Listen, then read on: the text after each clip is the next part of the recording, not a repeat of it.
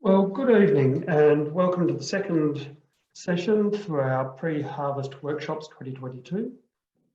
My name is Charles Laverty and I'm one of the two farm safety advisors of New South Wales farmers, and together we look after the New South Wales Farm Safety Advisory Program.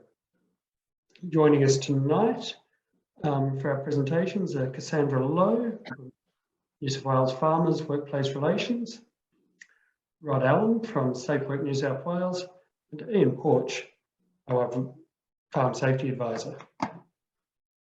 So tonight, as with the earlier session, we do have a survey which helps us trace through the program to see, gives us an indication of where people currently are within the WHS framework and allows us to chart how the program is working and if it's meeting the needs of our participants.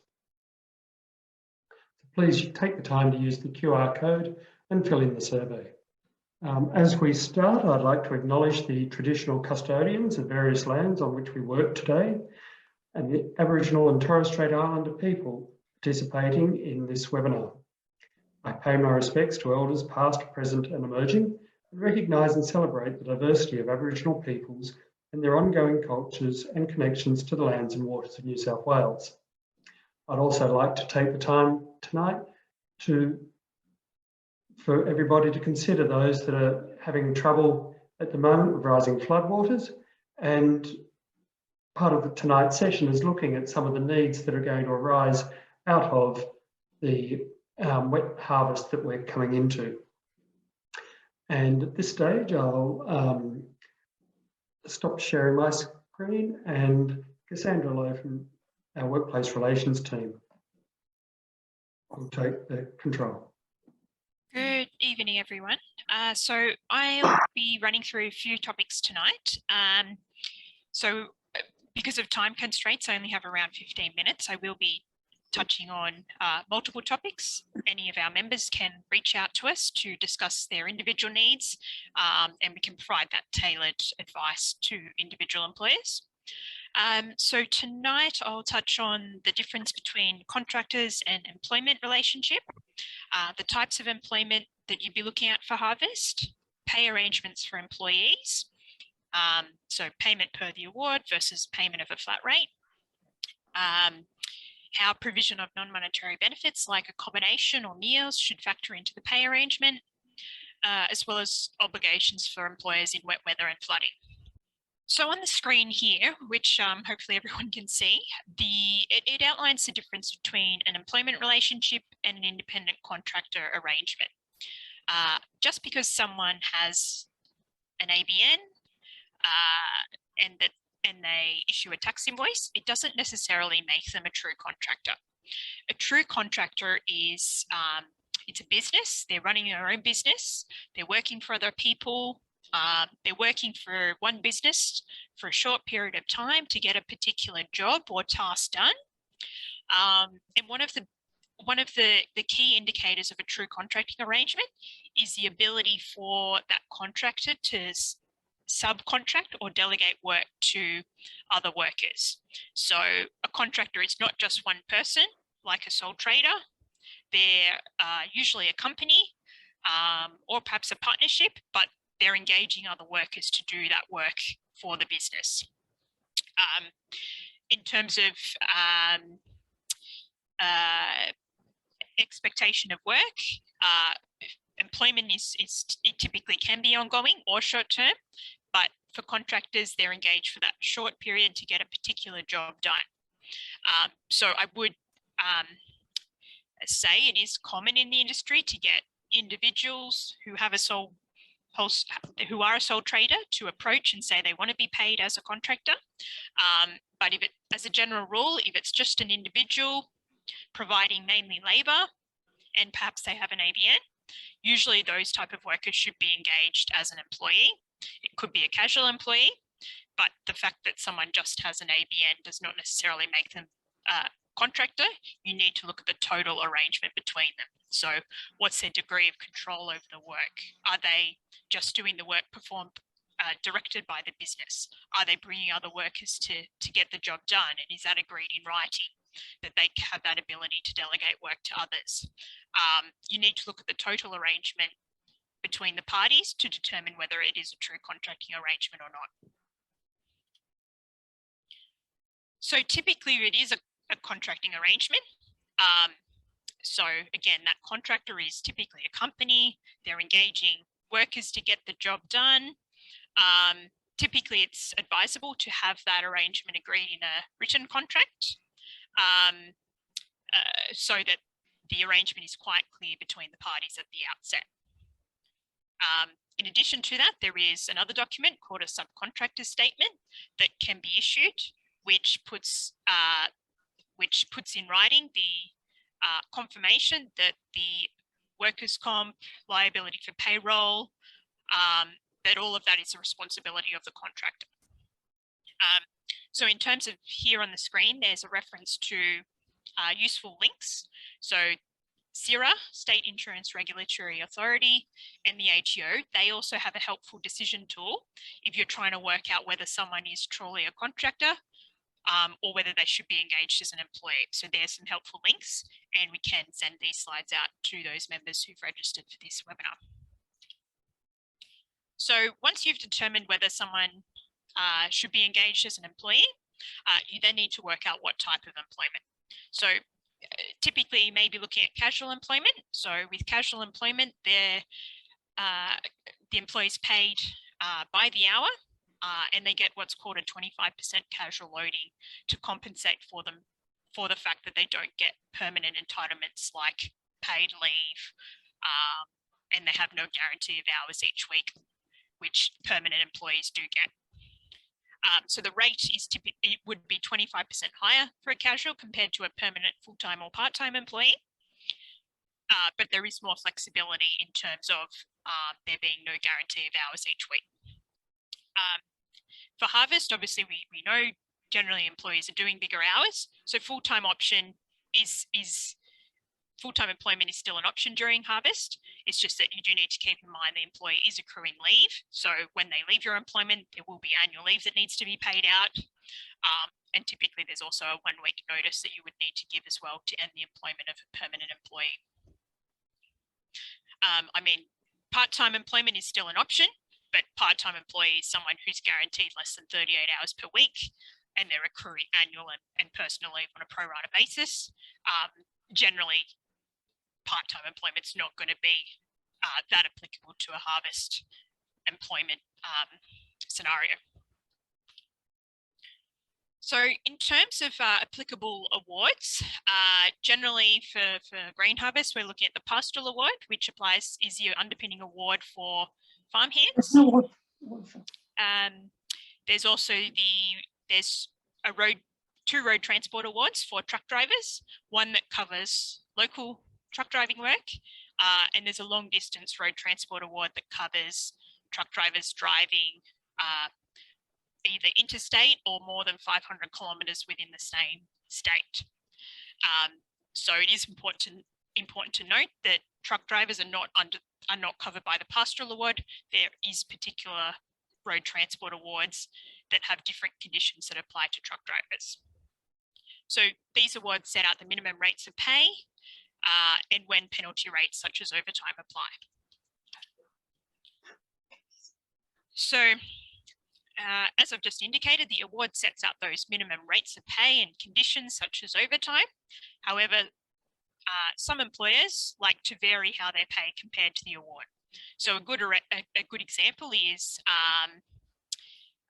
often an employer will say, well, instead of paying the award rate and overtime penalties, I want to pay one higher above award rate for all hours worked, including overtime. And that rate is intended to absorb award penalties such as overtime or public holiday penalty rate or any allowances under the award. So that is permissible under an award, but you do need a document called an individual flexibility agreement. So an individual flexibility agreement outlines how your pay arrangement differs compared to the award, and the employee does need to be better off under your pay arrangement compared to the award. So an individual flexibility agreement can only vary the hours of work, how overtime rates are paid, how penalty rates are paid, how allowance is paid, and annual leave loading. They're the things that an individual flexibility agreement is limited to varying. So here on the screen, this is an example of a flat hourly rate calculation for a senior station hand. So a senior station hand under the pastoral award is a level 5, and that's an employee who has at least 2 years experience in the industry and can work unsupervised. So instead of paying a rate for an average 38 hours and then applying overtime rates when the employee exceeds their average 38 hours per week, in this scenario, an employer is wanting to pay a flat rate to cover 336 hours in a 4-week period, which would assume the employee is working 12 hours a day, 7 days per week. So in this scenario, the employer is wanting to pay that flat rate to cover the 336 hours in a 4-week period, the 12 hours a day, 7 days a week. So if the employee is working 336 hours in a 4-week period, 12 hours a day, 7 days a week, this calculation shows that for the rate that needs to be paid by the employer would be $36.18. That rate is enough to cover the overtime under the pastoral award. So that's the calculation that would be included in the IFA.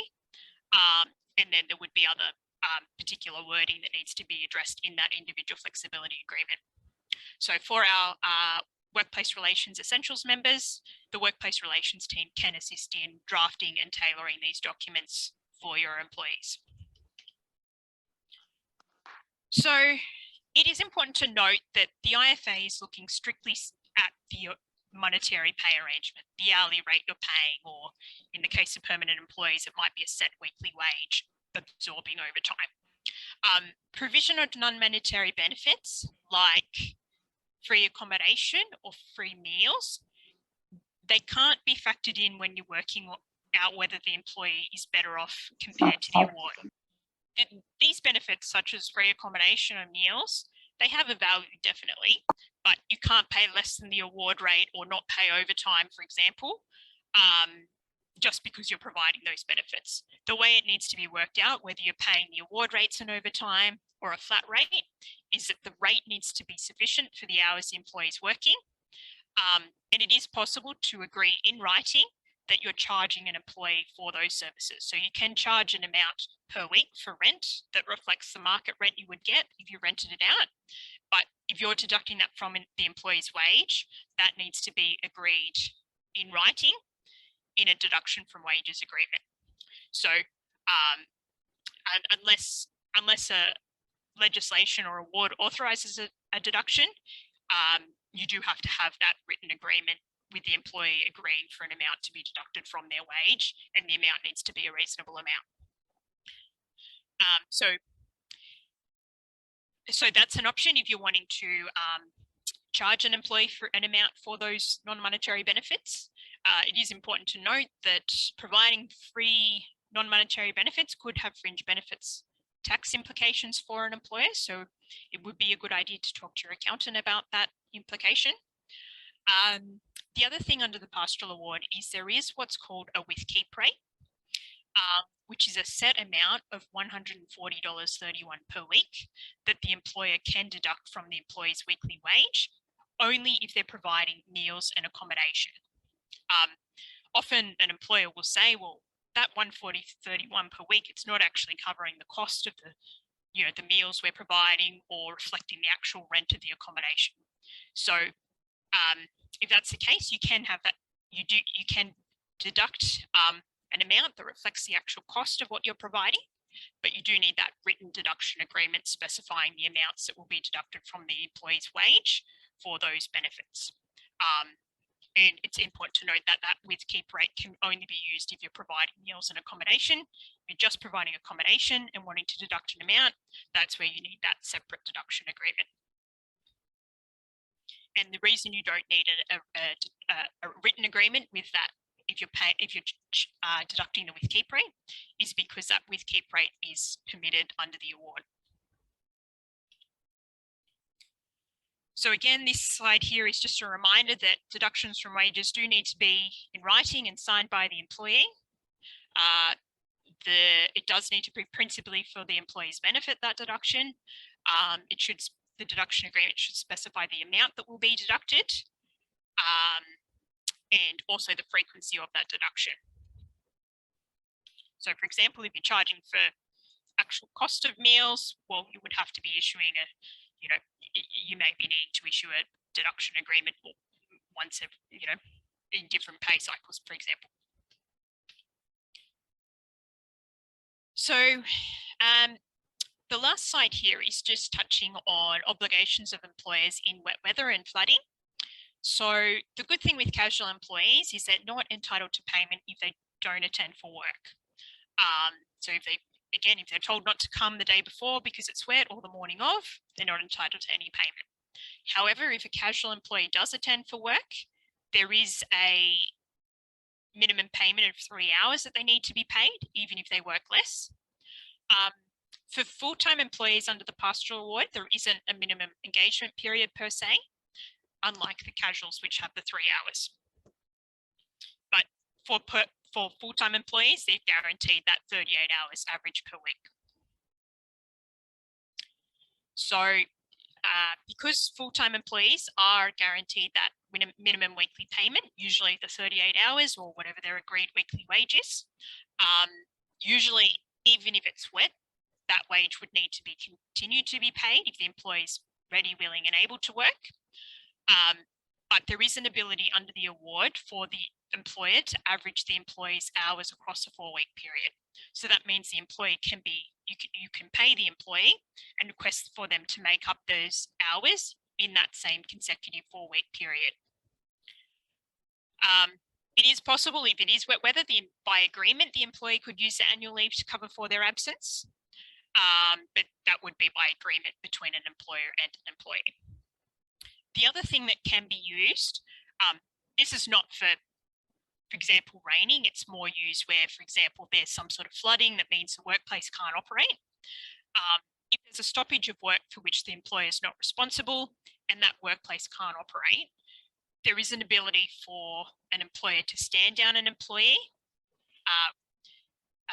where they can't usefully be employed. So that could be, as I said, used more where there's some sort of extreme weather event, flooding, stopping people from accessing the workplace. If an employee is placed on stand down, that would be unpaid, unless they're wanting to access their accrued leave in the case of permanent employees, for example. But yeah, I would stress with that stand down, it's not to be used, for example, just for rain per se. It's more where there's some sort of extreme weather event that means the workplace can't operate as normal. So for example, the workplace is flooded or some sort of extreme weather event like that. And the other thing is the employee can't usefully be employed. So typically you would be looking at options for, can the employee work inside or indoors or from home? Obviously that's not usually an option for farm workers, but they're the considerations that an employer would have when looking at standing down an employee. So that covers my presentation in a nutshell for now. So I do believe we have a section for questions at the end. So I'll just stop sharing my screen and hand back to Charles. No, and I'd like to hand over the reins to Rod Allen from Safe Work New South Wales, who is going to we've invited along to give the Safe Works perspective on farm safety during harvest. Okay, so good evening everyone. My name's Rod Allen. I'm Assistant State Inspector with Safe Work New South Wales. I've been with Safe Work New South Wales now for about 14 years as an investigator, and an inspector and manager and worked all over New South Wales with Safe Work. I'm also a beef cattle farmer, so I have a property between where I currently live at Caniba and Tenterfield, just outside of Tenterfield.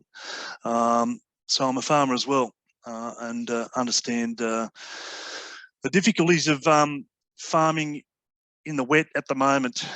I think we've all been working through it, so it's a bit of a nightmare for everyone. I want to talk to you. One of the key things that Safe Work New South Wales have at the moment, or one of the key projects we're working on at the moment, is dealing with safety around your vehicle, but also reducing general harms on farms. We're still, with the projects and initiatives we've had running, we're still, because of probably the nature of the work too, but also a little bit of complacency. I think sometimes still seeing people injured or seriously injured and killed on farms, and we're working hard to try and eliminate or at least lessen those serious injuries and fatalities on farms. Some interesting stats there just in relation to the fact that between 2011 and 2016, 45 workers died in the agricultural sector, which is obviously way too high. Sheep and beef cattle sector continues to be the highest rate of fatalities,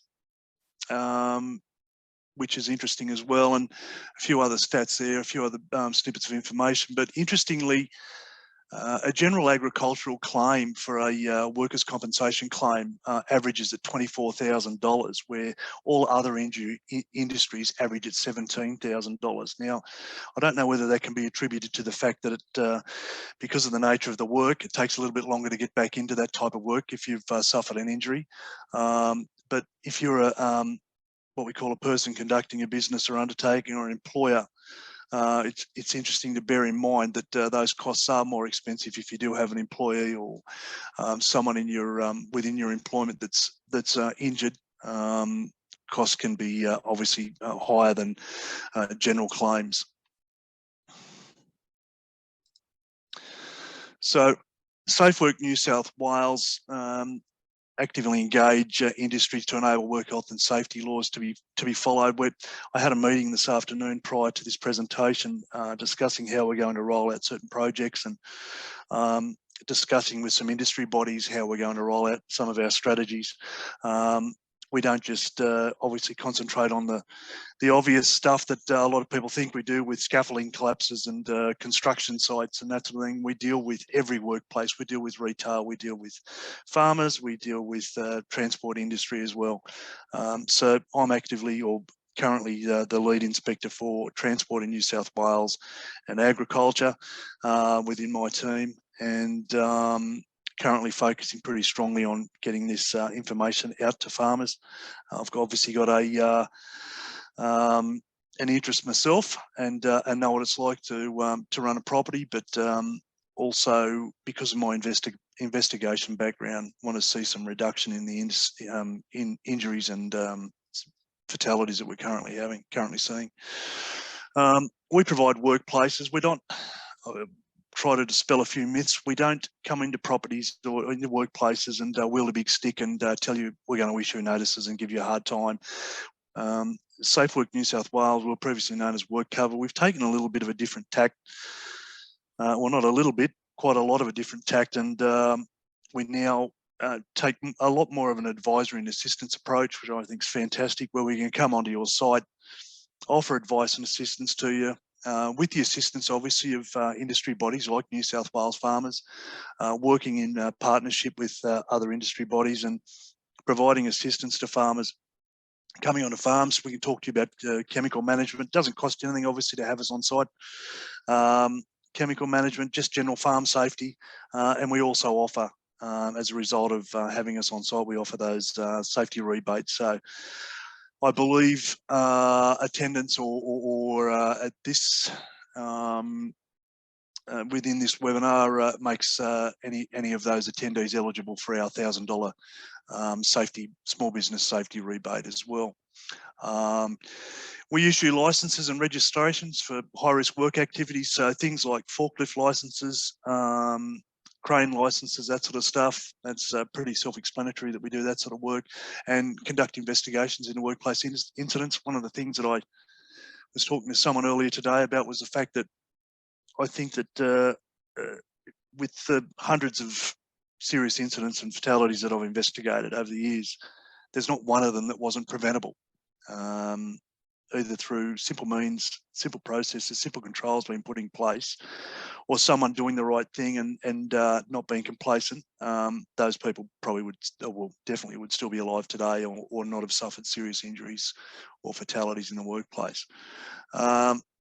And we work with industries to improve workplace health and safety across New South Wales, obviously in accordance with our agriculture sector plan. So Safe Work New South Wales have a dedicated sector plan that we work on, because we recognise that the agricultural industry is one of the largest industries in our country, and it's important to us to manage health and safety within the agricultural sector.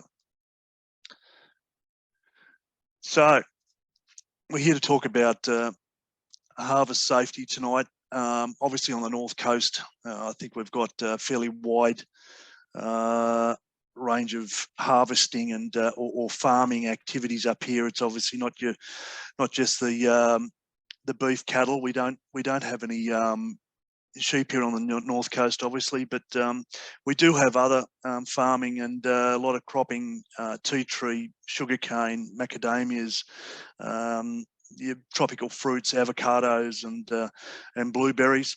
So they all keep us pretty busy.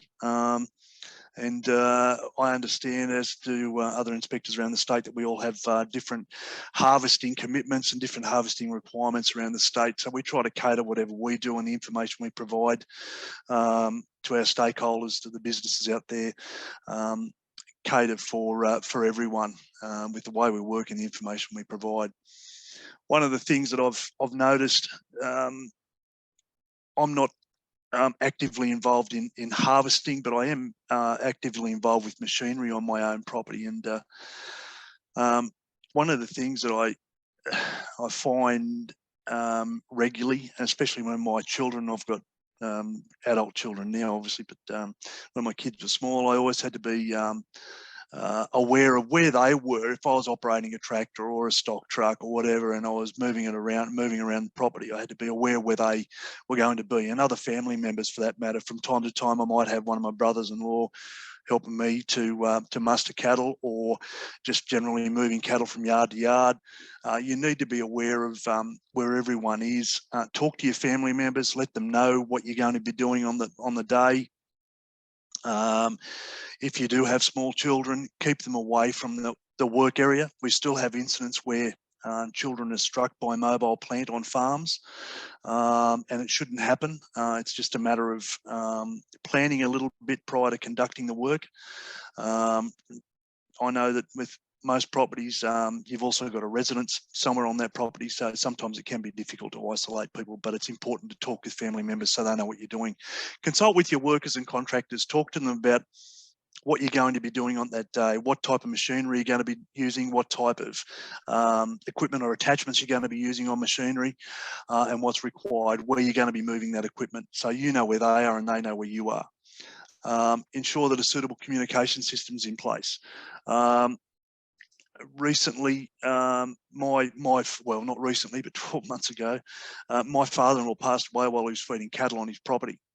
And he was in an isolated part of his property at Tenterfield and wasn't found for some time because he hadn't notified anyone where he was. Obviously, you know, he had a heart attack, so he didn't have access to the radio. But if he hadn't notified someone where he was, he would have been found a lot earlier. And maybe someone could have rendered some assistance to him. We see a lot of that where people become stuck or bogged in vehicles, and they're isolated and don't have sufficient communication. So if you don't have that mobile phone contact and your UHF contact isn't that good, make sure at least someone knows where you are.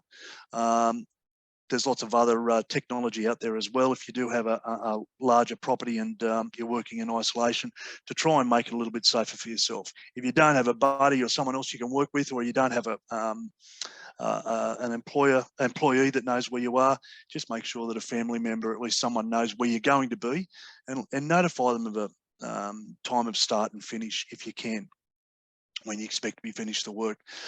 Conduct an inspection of all your plant and machinery to be used in the harvest process prior to commencing that work.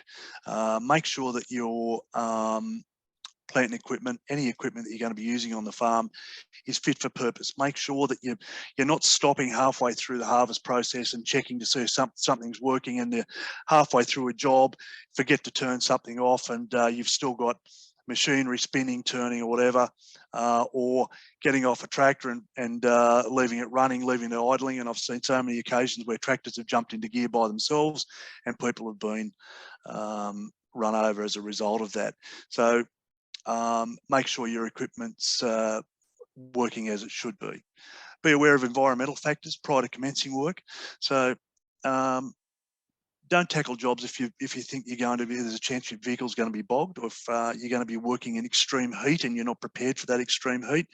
Be aware that if you do have a pre-existing medical condition, don't put yourself in that situation where you could become unwell, and as I said earlier, working in isolation, no one knows there's something gone wrong, or that you need assistance. Keep an eye out for obviously bushfire and flooding in New South Wales, but also, like I said, we've had a spate of recent fatalities where farmers have been trying to recover bogged vehicles. There's not too many dry spots around New South Wales at the moment, so be aware of the operation of your vehicles and where you can take them. Conduct a thorough assessment of your work area. Know where your power lines are. We're still just, I was talking to a mate of mine that works for Safe Work a couple of days ago in relation to contact with overhead power lines by some spray equipment attached to a tractor. So he basically lifted the spray wings up and came into contact with high voltage overhead lines. Luckily, he wasn't injured. He had the sense to stay in the vehicle, but these incidents are still occurring.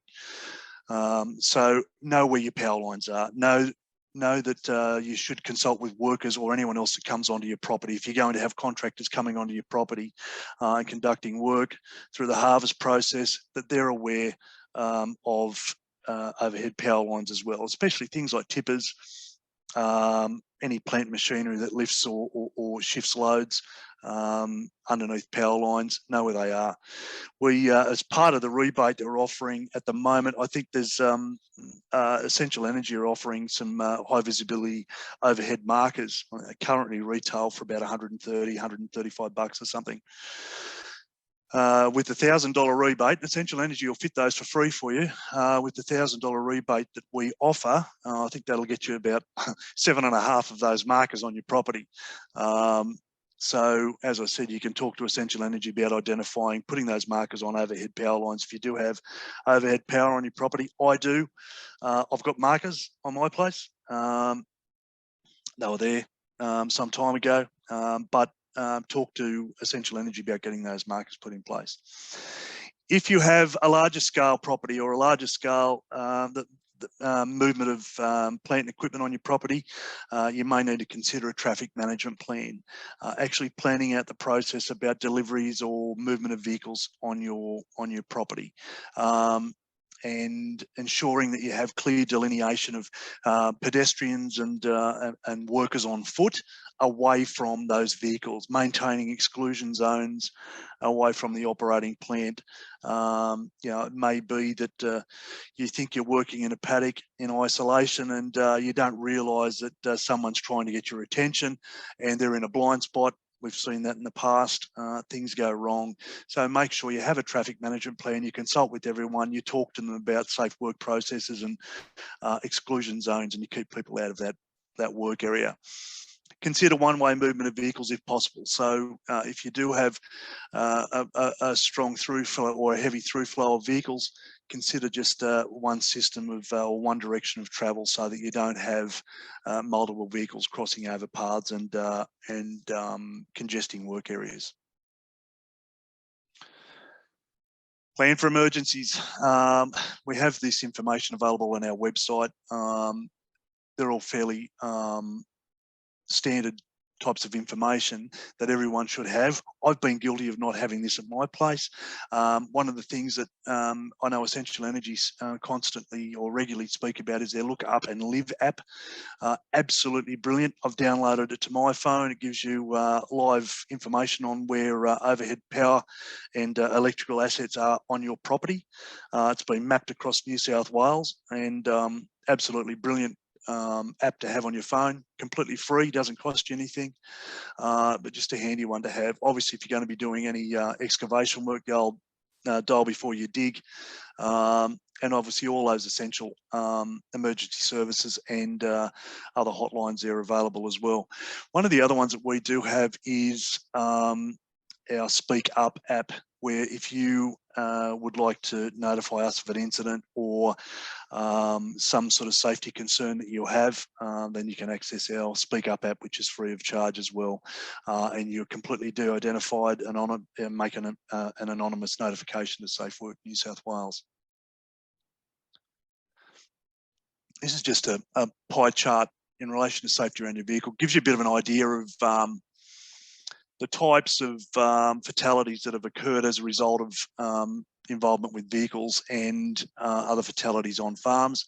So obviously still vehicle collision is the main one on farms. Being hit by moving objects, that can be a little bit confusing sometimes, because sometimes being hit by moving objects also includes being hit by horses, and it may not always be that accurate.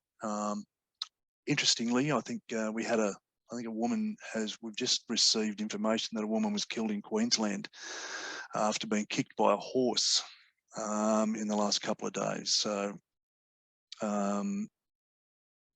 we do get those, obviously the animal related injuries as well. But we're still seeing way too much of this sort of stuff. Quad bikes are obviously one of the biggest issues in New South Wales. However, tractor rollovers, people being pinned by machinery, people being caught in augers, people being caught or entrapped in PTOs and that sort of stuff, it's still happening, and it shouldn't be happening. We need people to actually switch on, and like I said, we've got heaps of resources out there, and more than enough to come and give you some advice if you need it. So we talk about harvesting machinery and some of the requirements. These are some of the things that I personally want to see on farm vehicles. Falling object protection. One of the biggest considerations up here is things like tree shakers for harvesting of nuts. So you do get a lot of branches and limbs falling on machinery. So it's important to have that falling object protection for tractors or tree shakers or any other plant that might be at risk of objects falling on them. Rollover protective structures on tractors where required. Well, they're all required now. So any sort of plant where you think that there's a possibility of rollover, if you've got an old tractor, have a look at getting them retrofitted with ROPS. Be aware of height allowances and clearance for boom sprayers and spreaders. EWPs, if you're involved in harvesting using elevating work platforms. We quite often, there's quite a few areas up here that are terraced, things like avocado farms, mango properties, that sort of thing, where EWPs are used. Be aware of the clearances of those EWPs. Understand and only operate within the operator's guidelines, or the manufacturer's guidelines, sorry. Know what your plant and equipment is capable of. Know what the tolerances are. Know what grades you can operate on. If you're using lifting equipment, know what the capabilities of that lifting equipment is. Ensure that safety requirements are adhered to. If you've got a seatbelt fitted, fit a seatbelt. I investigated a fatality not that long ago. Now, this wasn't farm machinery, but it actually involved a road roller. A guy was trying to load a roller onto a vehicle, 25-ton roller, and there was a seatbelt fitted to the roller. He didn't fit the seatbelt that was fitted to the roller. He didn't attach it, didn't fasten it. The roller tipped off the side of a truck, and he suffered crush injury as a result, because he fell between the dash and the air conditioning unit in the roller. If he had had the seatbelt, he wouldn't have fallen down there. We see every week safe work inspectors seeing this type of stuff that could have been prevented. And if you do have a seatbelt fitted or a safety device fitted, then use it. If you're working in an elevating work platform, use a harness. Make sure you use a harness. I've seen plenty of people with what we call a catapult effect in EWPs thrown out of EWPs. I investigated 3 fatalities around about 5 or 6 years ago in certain orchard operations within the space of 12 months.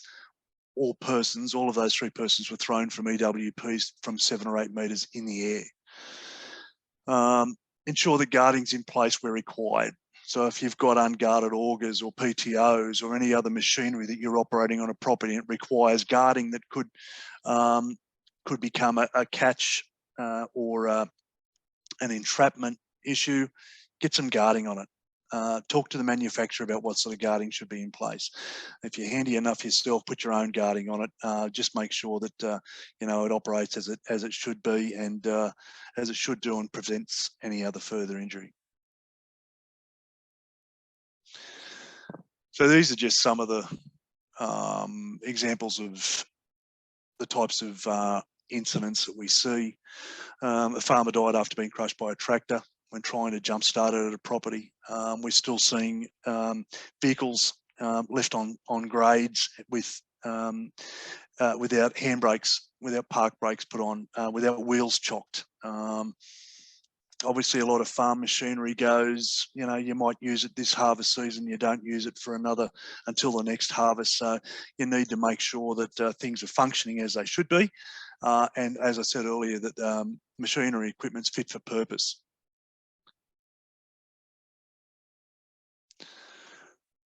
So who's at risk? We also see incidents that include bystanders. As I said before, we still have incidents where family members have been killed or seriously injured on properties because an operator of farm machinery or equipment wasn't aware that that person was present at the time, or that person's moved to a certain location or a blind spot around mobile plant. And we're seeing more recently issues surrounding vehicle recovery, where bystanders have been injured as a result of farmers trying to recover vehicles as well. And we've seen it just about every year. We see similar sorts of incidents, not just involved in the agricultural industry, but vehicle recovery incidents. This year, for some reason, I would suggest probably because of the wet weather we've had, we've seen a larger prevalence of fatalities and serious incidents as a result of with farmers being killed and seriously injured because of the wet weather and trying to recover farm vehicles. Be aware of what your capabilities are, what your vehicle's capabilities are. Understand the requirements of what's required in the situation. Don't just use an old chain that you've got sitting in the back of the ute if you're not sure what the ratings of that chain are, or whether whether they're suitable for that equipment. I've been guilty of that in the past, so I'll throw my hand up to that. You use whatever's on hand, and yeah, sometimes you got to make do. I know it's easier to say, well, we're Australians and that's what we do, but sometimes that happens, and it's too late to turn back. So some of the possible contributing factors to these issues: workers working in close proximity to mobile plant while it's in operation. We still see mobile plant being recovered and people standing in front because they want to keep an eye on a winch line, and then a vehicle gets pulled towards them and it creates a crush, injury or impact from a vehicle. Incorrect connection to equipment and processes. So we still see people hooking lines up to tow balls and tow balls flying through the air. We still see bars being ripped off vehicles because someone's tied a recovery line to a bumper bar or some other position even bull bars being pulled off. And then people obviously being struck by those implements as well. One of the things I've noticed with some of the incidents we've had recently is they could have been avoided by simply by putting a weighted dampener mat over tow lines when they're trying to tow vehicles out, so that those objects don't become, or those tow lines don't become airborne. I'm also a four-wheel driver, so I'm pretty adamant about vehicle recovery and that sort of stuff. And I still see people doing stupid things with, not just in farming, but in four-wheel driving too, and makes me shake my head sometimes.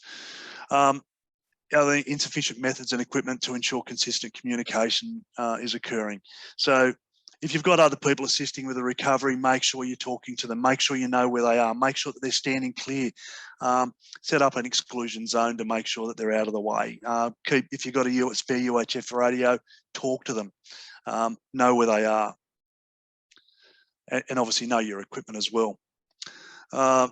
Adequate exclusion zones, really important. Keep people out of the way. If you've got people, bystanders that want to see what you're doing, tell them to get out of the way. You don't want them anywhere near the recovery area.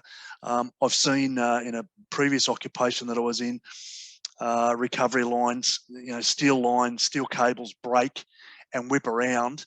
And I actually saw a guy one night at a site that a towing company was trying to remove a vehicle from the side of a creek bed. The tow line broke, steel cable broke, and cut a bloke's leg off below his knee when it snapped. So that guy was standing a fair way clear of the vehicles. It's the sort of stuff that shouldn't happen. Take time, plan for the wet season. Always carry the correct gear with you. If you are going to be working in the wet, make sure you've got correct gear with you. Never try to recover a bogged vehicle by attaching to a tow bar, a tow ball, or unrated recovery points, as I said. Be aware of the capabilities of your vehicle and the ratings of your tow points. Ensure recovery equipment is used, so it's correct recovery equipment, and is approved to do the job that you're actually doing. So make sure that if you're trying to recover a 8-ton tractor, that you've got sufficient recovery equipment to move that tractor. Or if you're trying to recover a tractor, chances are that your four-wheel drive, if the tractor's bogged, chances are your four-wheel drive isn't going to be able to move it out of the bog. As I said earlier, use of dampener or recoil blankets to prevent recoil as well. These are just some of the things that we see when people are recovering or have tried to recover farm equipment. Never sideload a shackle, obviously. Always follow manufacturer supplier advice for vehicles. So if you've got a certain type of equipment, follow the manufacturer's guidelines. You'll probably find that most farm equipment has designated tow points or designated recovery points. You need to learn where those recovery points are and the type of equipment that you need to use to move them if they are stuck or bogged or just need a tow. Make sure that your draw pins and shackles are all in good shape. Inspect your equipment before you do any work. And obviously moving on to that last point, so because I've gone way over time, call in a professional tower or wrecker if you can. I'm trying to move as quickly as I can, Charles, bear with me.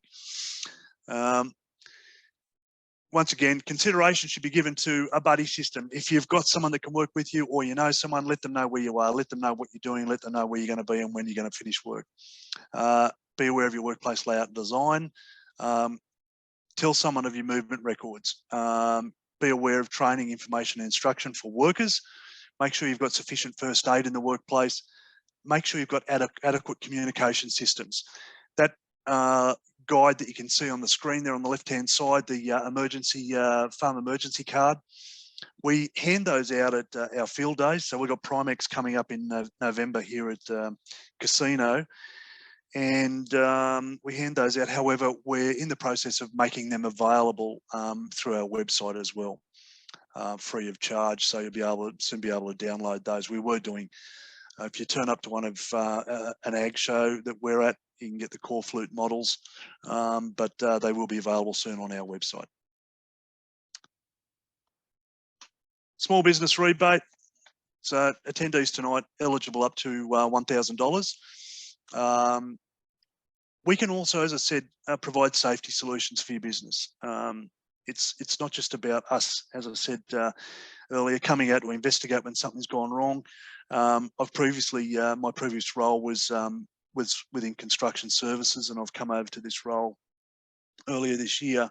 And one of the things that I say to people is that I prefer to come to a site or a business location and give you advice and provide some assistance on how to do something safely and how to do it correctly, rather than turning up there to investigate an incident and have to go back and talk to your family members and tell them that something dire has gone wrong, because quite honestly, I'm sick of doing it. We shouldn't have to do it.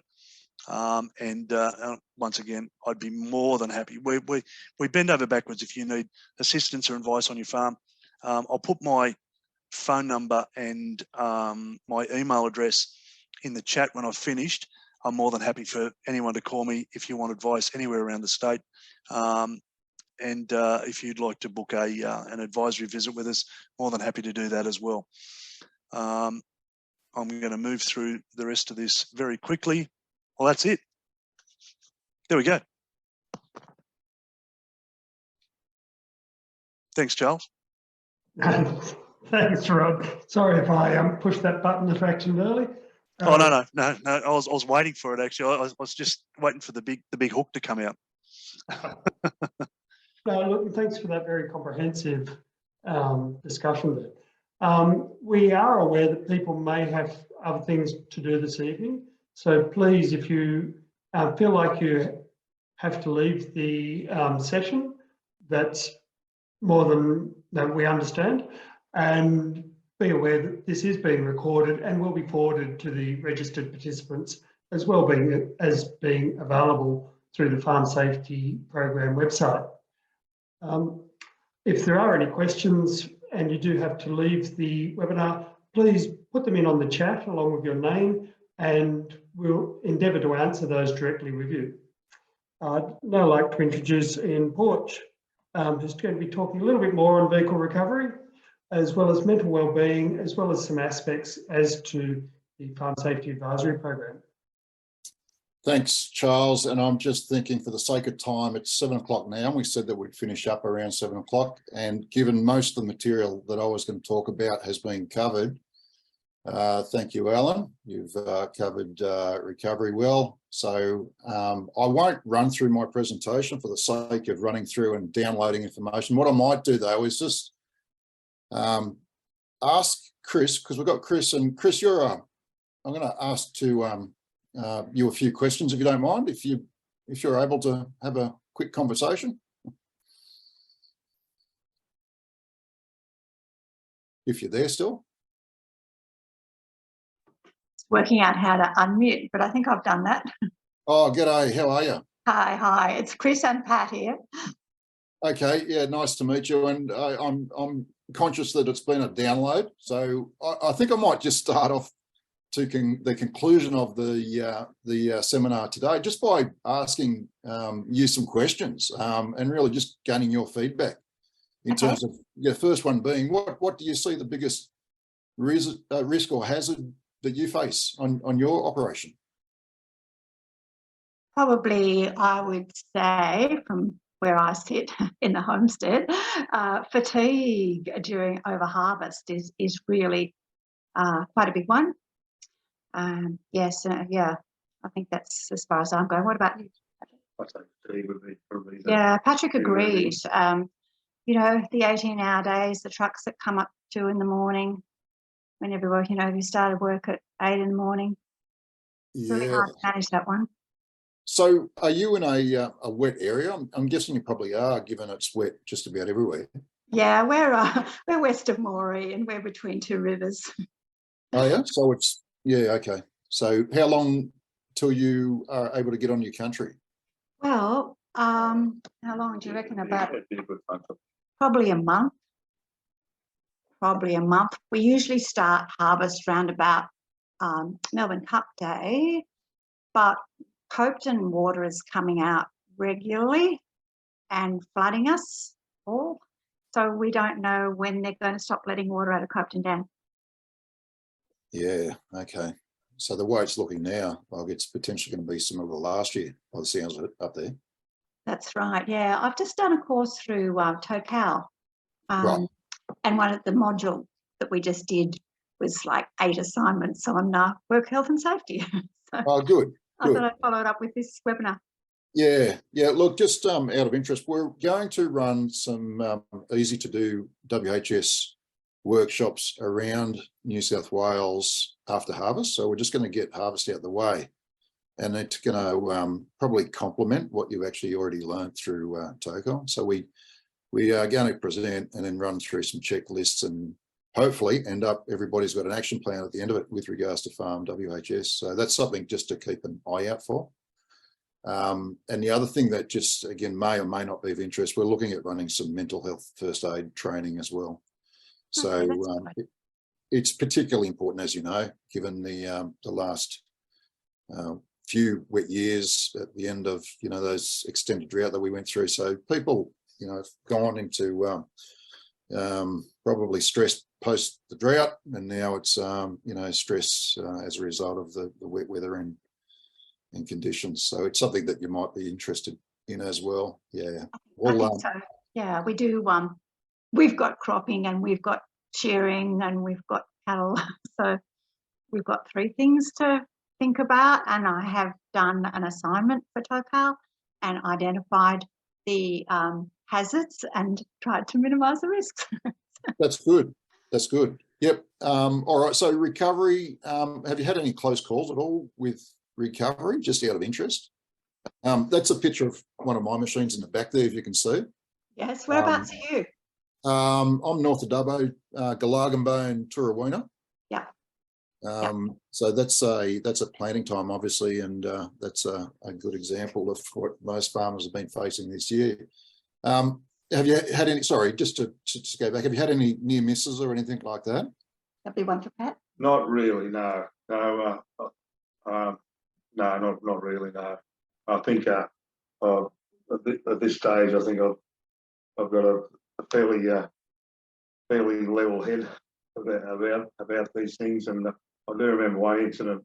A few years ago, I think I'm starting to use a bit of common sense now. I do remember a few years ago I had an auger which didn't have a guard on it, and I was going to use it in a shed and do a bit of shoveling onto the auger, and I knew I was going to be away that day, so I said, well, I better put the guard back onto it, because there's no point being here on my own having the leaves stuck in the damn auger and nobody else here. So I'm starting to use a bit of common sense around these things. I've just got to make sure that my son does the same thing as well.